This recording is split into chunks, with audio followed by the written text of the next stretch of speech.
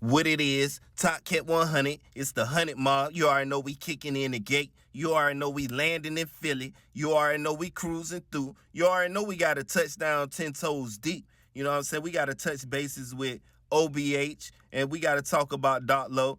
And I just want to give my quick theory about Doc Low whole situation, man, and how things is bubbling and how things went before. You get what I'm saying? Me, from my perspective, from what I've been watching. Now, we seen Doc Low.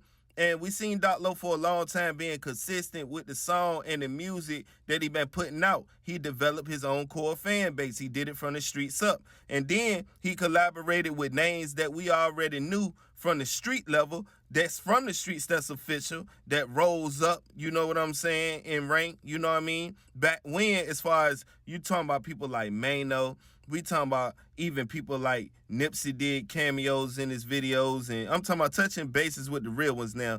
AIL back in his time, you know what I'm saying, was locked up and stuff like that, so he really got to hold down the torch, you see what I'm saying, with, you know, AIL being gone. So we seeing how well he ended up holding down the torch. And I think Leak Moss wasn't around at this time, if you know, correct as well.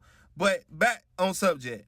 Now, with him being locked up and stuff like that, and Doc Low holding the torch and putting out consistent music and getting out here collaborating with up and rising street artists and up and coming street artists and stuff like that, and staying to his niche of the Philly sound that he producing, you know what I mean, which make him a lot of people in Philly's favorite rapper from Philly, even if you from certain parts, because of the dark beats that he produced and the way he ride the beat and the way his flow pattern is. It's like no one else's. So with Doc Low, aka Ron Harvey, you see what I'm saying? You know, him doing this thing, how he doing it, you got to understand that he speak on a lot of political things from a political stance, man, and from a street perspective. So at the same time, it's gaining him street credibility and street power. So if you got street credibility and street power, what's the first thing you think they're going to do?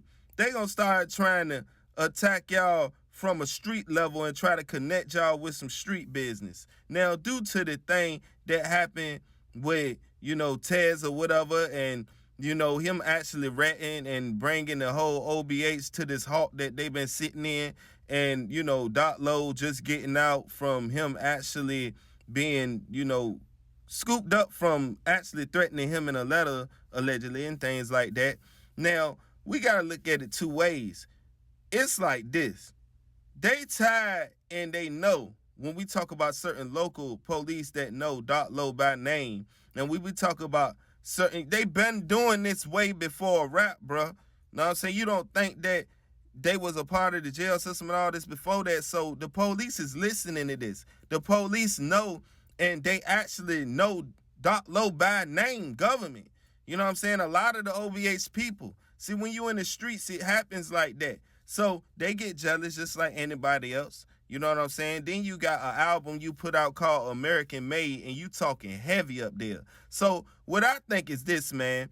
You know, when the feds came in and you know what I'm saying, do what they do and stuff like that, you got to understand this, man, that they know what's going on, and they've been watching you for a minute. There's too many people in OBH and tied to OBH allegedly and stuff like that, but people don't never see the good that Doc Low do as far as him bringing and doing stuff for the kids in the community, dog. And we got to call out that too, just as well as he known for certain things that people try to, you know, brainwash people out of thinking because you talking about your past, you talking about a certain political stance and you want to switch it up. You know what I'm saying? Not for being all the way gangster all the time, but you slipping in all that knowledge. They don't like that, and they want to shut it up. Because at the end of the day, you representing the alpha rap. And when you talk about alpha male rap, it's different from the better rap, dog. We not talking about the jury and the cars and all that. Doc Low drop stuff about cars inside, you know what I'm saying, certain bars and stuff like that. But he's not the glitter and glamour type rapper. And when you not the glitter and glamour type rapper, you got the influence on the street kids that really be around you, that's looking at what you're doing, because they don't have nothing. So they not going to be around the person, you know, with the glitter and glitz or whatever. You know what I'm saying? We talk about they only seeing that on TV. So you got people like Doc Lowe that's from the trenches that already had a record, that was already entrenched in the street, and now you coming out here and you holding down OBH, and we just took ARF, and then we seen how you hold it down before. We not gonna let you hold it down again.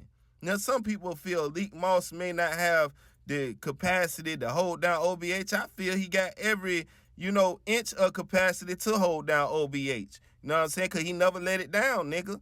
But basically what I'm trying to say is since AIL been gone, they seen the subject matter getting heavily, targeted towards the police and towards, the Philly unjust, that they wanted to shut that up immediately. And that's just how I feel. So y'all drop them comments on y'all theories about why Doc Lowe was in the position he at, and why they so hard on him in Philly when all he doing is spitting the authentic realness that's trying to feed it back to the alpha rap. And that's real talk, man. I'm out on this. Salute to the 100 Mob.